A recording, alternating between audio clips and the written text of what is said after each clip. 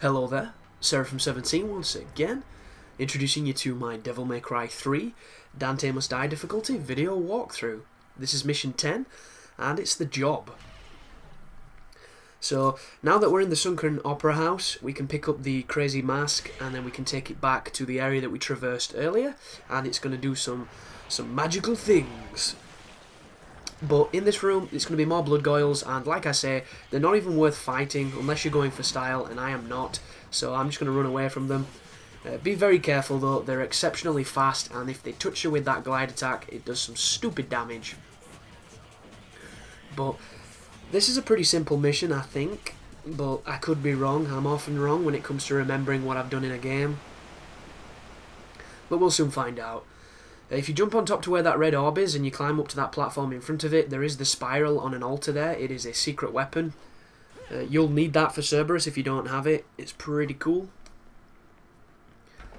I mean, I could point out a lot of the secrets on this game, but there are so many videos up on YouTube that there's no real need for it. For instance, at the top of this altar up here, if you go to the right of the statue, I think, there's a secret mission.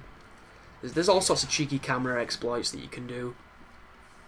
But that is the Neo generator, and it's an interesting tool because when we power it up, it's going to start draining our life, but it's also going to give us unlimited Devil Trigger, I believe.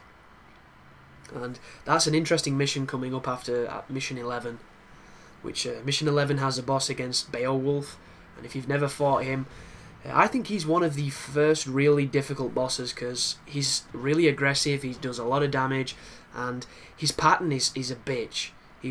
He's got so many different attacks, and I don't know, when I first played the game, back when I was crap at it, I found him to be one of the hardest bosses because he fucked me up a lot. But now that we've got everything we need, we can move back through the rooms we went through previously.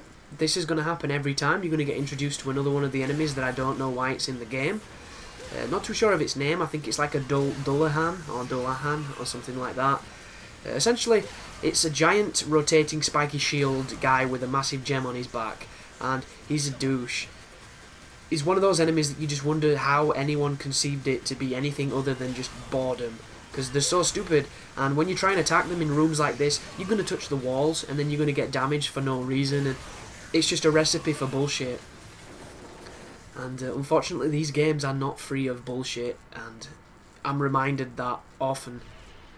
Because there's some moments where you're just like, who the fuck thought to put this in this game? It does nothing but injure the gamer. It's like, it hinders their progress. It's not cool, it's not interesting, it's not character building, it's just a pile of white dog shit, and I don't get it. But back in the room with the enigmas, you can either run past them, or you can play with your guitar. It's entirely up to you. This is the first time through the game, and you're using my guide, you'll have just got the guitar, because when you kill Nevin, that's the weapon that she gives you. It is kind of weird though that she turns into a guitar. Don't know if that's some undercurrent of something worse. But I don't recommend using this technique against this enemy on normal, because they just don't fire at you fast enough, and you're just going to waste your time. But anything above that, and they should shoot you pretty quickly. They should get on target pretty swiftly. But just riff away. Simplest move in the game, completely invulnerable when you're doing it. It's amazing. I just wish it worked on other enemies. Like, if you could get hit now and not take damage, it would be awesome, because you could dodge every boss move on the game just by playing the guitar. And there's a couple of games that have got a move like that kind of break it. Shadows of the Damned is a good example. The roll on that game practically makes you invulnerable to everything while you're rolling. It's just they gave the enemies perfect aim at times so that they hit you when you come out of it, which is kind of cheap. Especially on, is it Satanic Hell difficulty? I think the hardest one was on that game. That difficulty fucking sucked. But it's just, you know, guitar riffing, simple stuff, simple premise, not too challenging. And, I was playing Devil May Cry 1 the other night, trying to get the enemy file achievement, where you've got to get the enemies to do a certain move to you, and the last one I needed was the fetish to jump on me, and it must have took an hour for the bastard to do the move. Like, I was messing about with him, I died about 60 times just letting him beat me up, and just playing with them to make them get this move, and they wouldn't do it. And it didn't matter what distance I was from them, they just would not do that move. And that is gay, that is the worst part about that achievement, because most of them, they're really willing to do it, so you can get them quite easily, but some of them I'd never even seen. Like Phantom's net move, didn't even know he did that, because every time he jumps on the roof I knock him off. It's that simple. I've never ever given him the opportunity to do that stupid move, and to get that achievement you have to, so that was kind of interesting. But as it stands, I've got all the achievements on Devil May Cry 1 and 3. I just need to do the Snorefest that is 2, and that game's fucking boring. If you've never played it, it is so boring. But this is another spider fight, and this is, I believe, the first time you meet the Queen Spider, or the big one, that big green bitch there. And my strategy on this fight is to try and use the Ultimate Tempest along with the Beowulf attacks, but I don't know about your guys, but the timing on the Tempest is really finicky for me. I tap the button, but sometimes he just doesn't do it.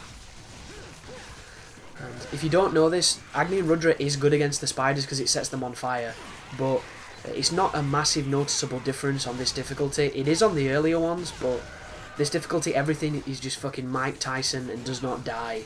It's ridiculous. This is another really difficult fight, which I would definitely recommend if you're struggling to put Swordmaster on, Artemis, and just double jump around, shooting the gun. Make sure that you're charging the fire rates and just nail dudes. Because the Artemis strategy, if you've never seen it, is literally just to charge the multi-lock and jump around shooting it, because when you're in the air you're very hard to hit, and you can just keep jumping around, covering distance, and doing what you can. But this fight, you'll notice just then I completely jumped to the other side of the arena, and the reason I did this is because when all the spiders are on you, it's almost impossible to fight them, because they're all trying to attack you. You're getting caught by, really cheap moves, you can't get away, and it just gets really, really difficult. So if you start getting overwhelmed, jump to the other side of the room. I don't know if it's a placebo, but it worked for me, because I died a lot on this fight. This is one of the most challenging fights of the game, purely because when the enemies Devil Trigger, they're not fun to fight, and the spiders aren't fun to fight before they Devil Trigger. So it's just jump around a lot. And fingers crossed you'll get lucky like I did then, where the enemy drops some green orbs to bring me back my life and give me some Devil Trigger. You'll notice I'm charging the Devil Trigger explosion just to try and do as much damage as I can. And I got really lucky with the jump cancels on this enemy, because normally you can't jump cancel that much off the spiders. They have to be stunned, and it can be difficult to get them in a situation where that works. But that wasn't too bad, that. I can guarantee that fight is not going to go smooth for anybody unless you're very good at the game. It's just one of those encounters. Shouldn't be there. You should be able to skip it. It's that simple, folks. It really is. But thanks for watching, guys. I hope you're enjoying the series. I hope it's helping, because this game is hard. There's no two words about it. You take care now.